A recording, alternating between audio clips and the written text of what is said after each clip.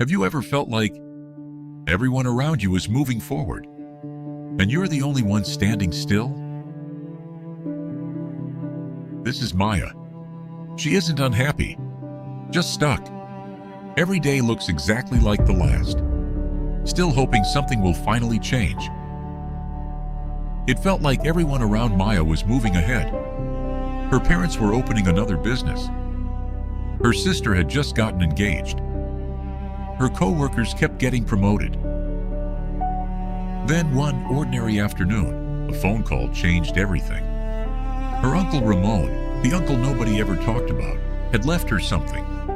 The one thing no one else wanted. His house. But Maya remembered him differently. Every summer, while everyone else stayed inside, she'd sneak off to find him. He told stories no one else believed. And somehow, he made the ordinary feel magical. A few days later, she returned. It had been years, but the moment she saw that gate, it still felt like home. The house was quiet. Every room still held a piece of him, like he had only just stepped outside.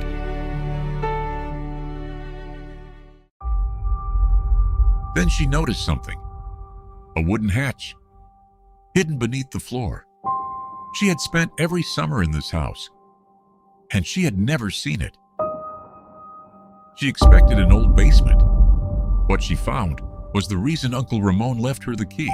She looked at it, then at the door. They matched, and whatever waited behind it was about to change everything.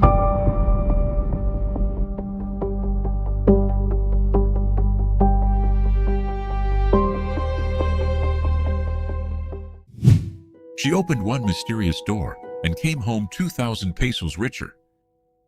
The key fit. Of course it fit. It was made for her. She took one last breath and stepped into whatever came next.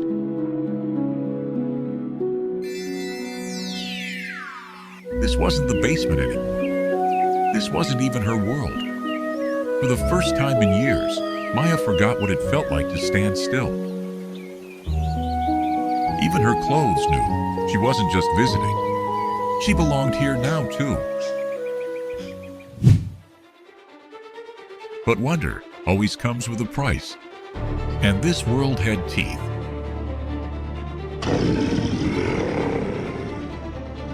A stranger's blade saved her life. And his first thought after wasn't his own bleeding arm. It was her. She reached for the Band-Aid she'd brought from Earth. But the moment she pulled it out, she stared in disbelief. The Band-Aid had become a clean linen healing wrap. In this world, the door preserved an object's purpose, not its form. The wound healed with impossible speed. Even the adventurer couldn't believe what he'd just witnessed. "You're a healer," he said. But Maya knew the truth. She hadn't brought magic from Earth. The door had transformed an ordinary Band-Aid into something this world understood. Gareth pressed a few coins into her hand. He believed the miraculous bandage must have cost her a fortune. He introduced himself as Gareth, an adventurer who spent his days hunting monsters. He believed they made a good team. Together, they could face stronger enemies and earn far more than either could alone. So he asked Maya to return. And for the first time in a long time, someone wasn't asking her to do more. They were asking her to stay. An old figure was waiting. He said little, but what he showed her mattered most. As long as she carried the key, the door would always find her. But only once a day. One world. One door. One chance every sunrise. She reached into her pocket, expecting Gareth's coins. Instead, she pulled out 2,000 pesos. Tomorrow, she was opening that door again.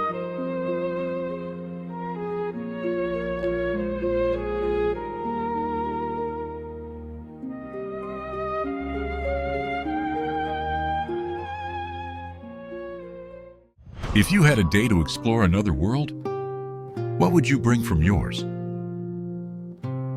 The next morning, Maya woke up wondering if yesterday had only been a dream. Then she saw it, the exact 2,000 pesos she brought home from another world. She hurries up to check the basement door. It wasn't a dream. The other world was real. Yesterday, she brought this money from another world. Today, she's using it to prepare, buying supplies before she goes back. This time, she wasn't running toward the unknown. She was returning by choice. Just as they promised, Gareth was waiting. And for the first time, Maya saw the world beyond the forest. Every request on the board carries risk. More risk means better rewards. And Maya felt nervous, but she actually helped Gareth this time.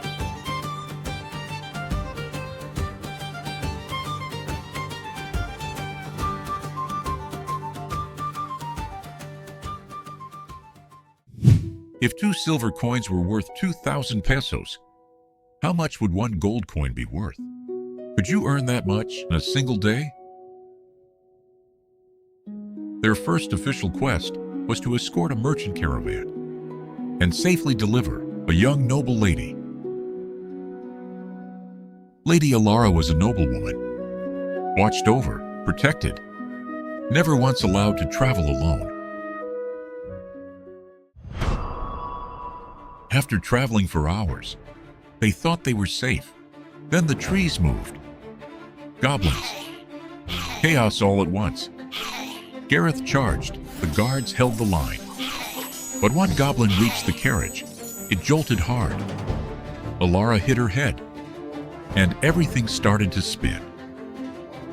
Maya opens her healer's pouch and discovers a tiny crimson potion. Back home, that was just a pain reliever, nothing special.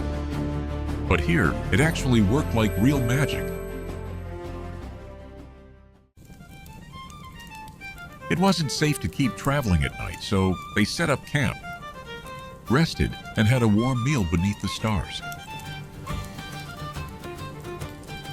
Maya suddenly remembers the candy she packed from Earth. To her, it was just candy, nothing more. But to everyone else, it was something only rich nobles could afford. One little snack, and just like that, she made her first noble friend.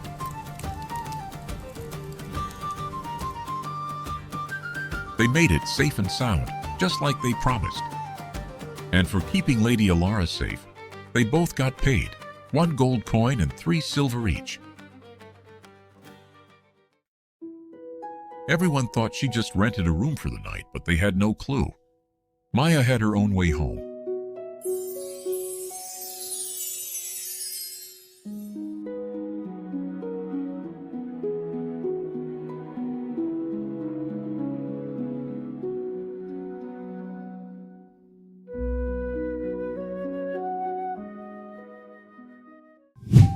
Maya went home with her first official quest reward.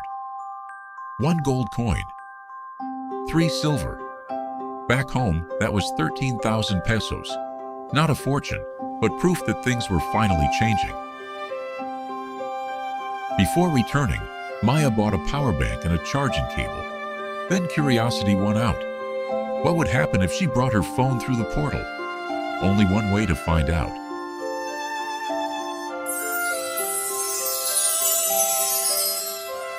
The moment she crossed over, her phone turned into a silver mirror. It still worked.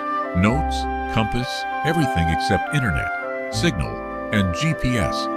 To Maya, it was still her phone. To Gareth, just an ordinary mirror. She didn't bother explaining. Next morning, Maya and Gareth took a new job at the guild. 3 razor bores near northeast of Mirror Lake. Simple, but one step closer to becoming real adventurers. At the lake, Gareth realized he'd forgotten his compass. Maya offered another way. Her mirror could point them in the right direction. Gareth scoffed. An ordinary mirror showing the way. Not likely. If you're wrong, he said, "You're buying dinner tonight." The bet was on. The mirror led them true.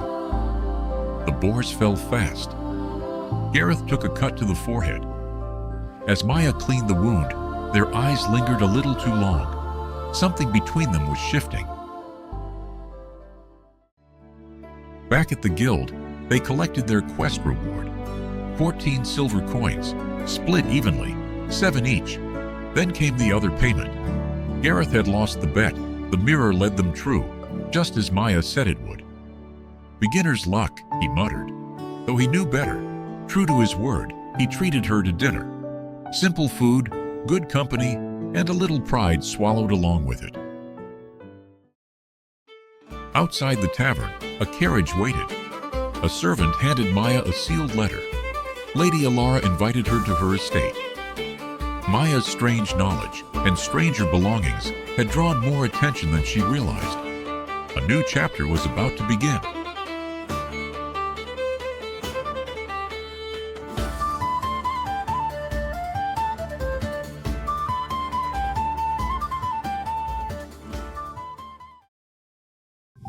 Imagine bringing everyday items to another world and watching them transform into something exquisite. Lady Alara invited Maya and Gareth to meet her father and the nobles. But one line stood out. "Don't forget to bring more of those wonderful candies." Maya smiled.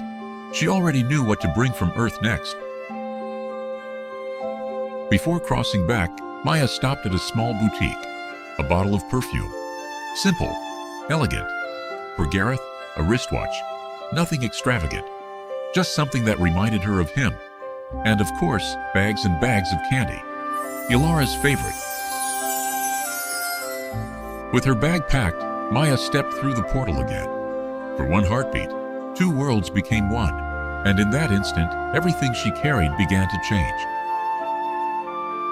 The perfume transformed into crystal, a fragrance unlike anything the kingdom had ever known.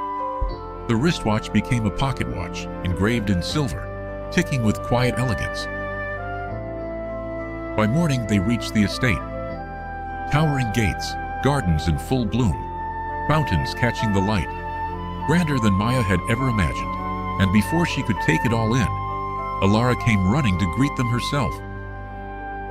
Maya handed Alara the perfume. The fragrance filled the room, nothing like it had ever existed here.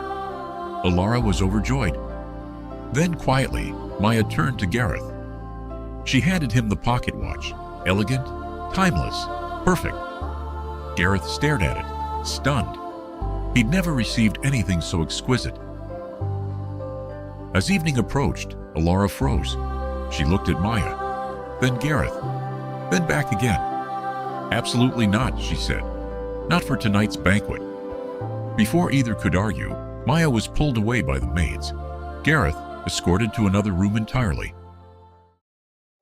By nightfall, everything was ready.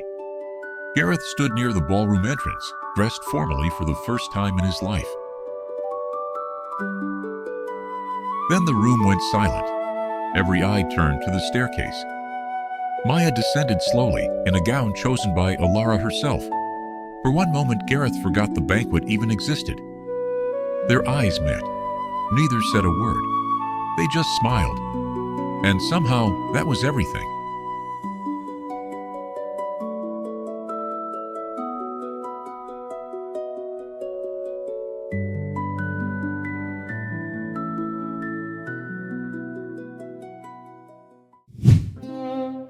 What if one small gift could turn into a fortune? Tonight, Maya was about to find out. Because sometimes kindness doesn't just open doors. It opens opportunities too. "You look beautiful," Gareth said. Maya's cheeks warmed. "You too." Neither knew what to say next, so they just smiled, enjoying the quiet before the night began. Lady Alara took Maya's hand and led them into the grand hall, introducing them to nobles, merchants, even her own father, who thanked Maya personally for saving Alara's life. Then Alara asked everyone to try the candies Maya had brought. One by one, eyes widened. Within minutes, even the most dignified nobles were reaching for seconds. merchant stepped forward. "Name your price," he said, placing gold on the table. "We want exclusive rights." Maya froze until Alara stepped in. "I'll represent her." What started as a gift was quietly becoming a business. Later, Maya slipped outside for air. Gareth joined her. Neither said much. They just breathed in the cool evening and the quiet of the garden. "Have you ever dreamed of living somewhere like this?" Maya asked. "Not really," Gareth laughed. "Just a small home, a stable, somewhere peaceful." Maya smiled. "Maybe just having people to share life with is enough." Soft music drifted from the ballroom. Gareth held out his hand. "I don't know how to dance," Maya laughed. "Neither do I," so they danced anyway, missing every step, laughing through all of it. Before sunrise, Maya slipped home through the hidden doorway. Someone was waiting. "You're becoming attached to that world," Oren said quietly. "One day, you'll have to choose where you truly belong." Then he was gone, leaving only silence and questions she wasn't ready to face.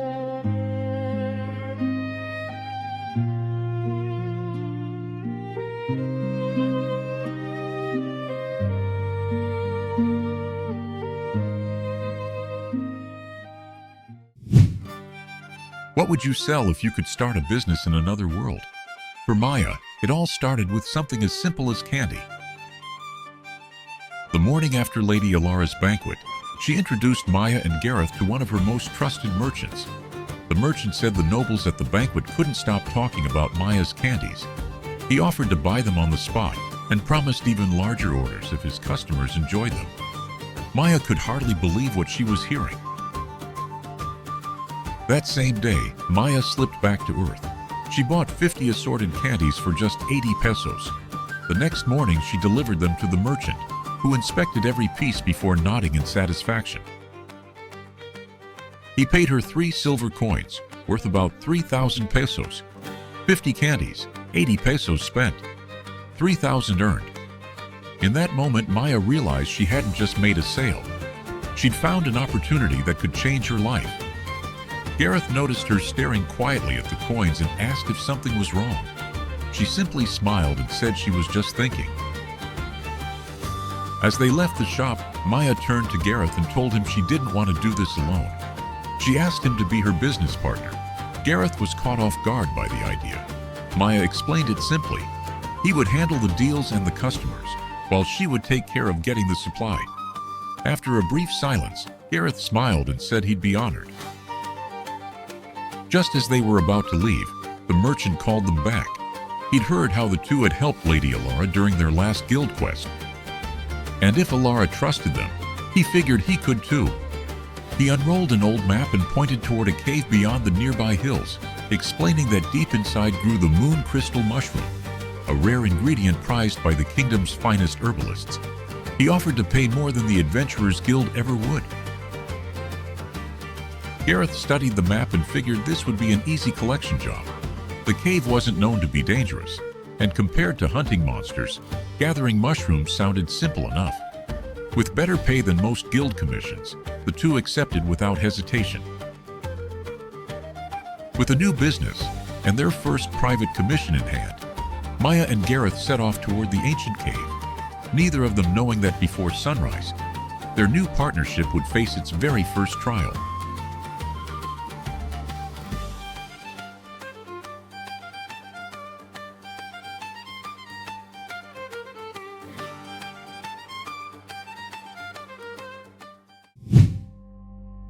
Have you ever risked losing someone you cared about, just to earn a little more?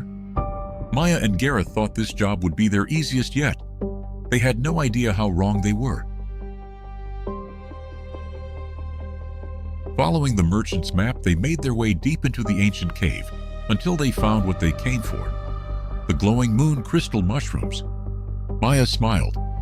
"That was easier than I expected," Gareth chuckled. "Let's head back before sunset." But just as they turned to leave, a monstrous beast tore out of the darkness. Without hesitation, Gareth stepped in front of Maya. Its claws slashed across his chest, shredding his tunic, but with one powerful strike, he brought the creature down. Maya rushed to his side. Blood was already soaking through his tunic, so Maya helped him out of it to treat the wound. For a moment, her hands paused over him, steady, but not quite calm. Gareth smiled. "I'm still alive." Maya kept her eyes on the wound. "Just stay still." She poured the healing potion over it, and the glowing liquid sealed the gash shut. Gareth ran a hand across his chest. Not even a scar left. "Looks like your potion cured the venom too." Maya let out a breath of relief, then realized she'd been looking at him a little too long. A faint blush crept across her face. Gareth tilted his head. "What?" Maya looked away quickly. "Nothing, let's keep moving." Believing the danger was behind them, the two continued toward the cave entrance. But only moments later, everything changed. Gareth stopped mid-step, gripping his head as his vision blurred. Without warning, he collapsed into her arms. Panicking, Maya carried him to a safe corner of the cave. She checked his temperature, gave him medicine, waited, but his fever only climbed higher. Tears welled in Maya's eyes as she looked at his unconscious face. "Please, don't leave me." She rose slowly, her expression hardening with resolve. Behind her, a glowing door began to open. To save Gareth, Maya was about to reveal the one secret she'd kept hidden all this time.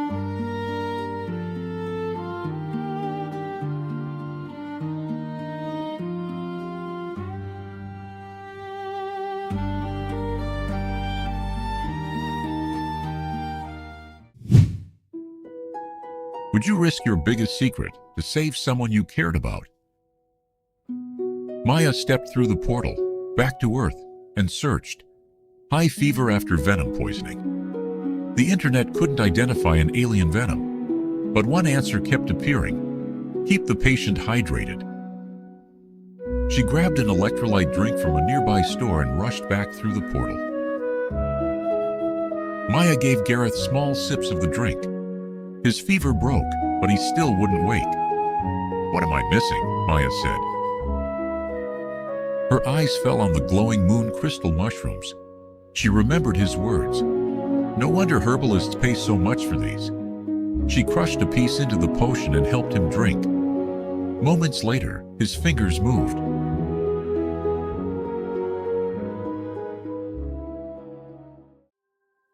Sunlight crept into the cave. Maya had drifted off beside him, her hand still wrapped around his. Slowly, Gareth's eyes opened, and relief washed over his face at the sight of her. She stirred awake, and the moment she saw him conscious, she pulled him into a tight hug. He was all right. With Gareth recovered, they returned to town.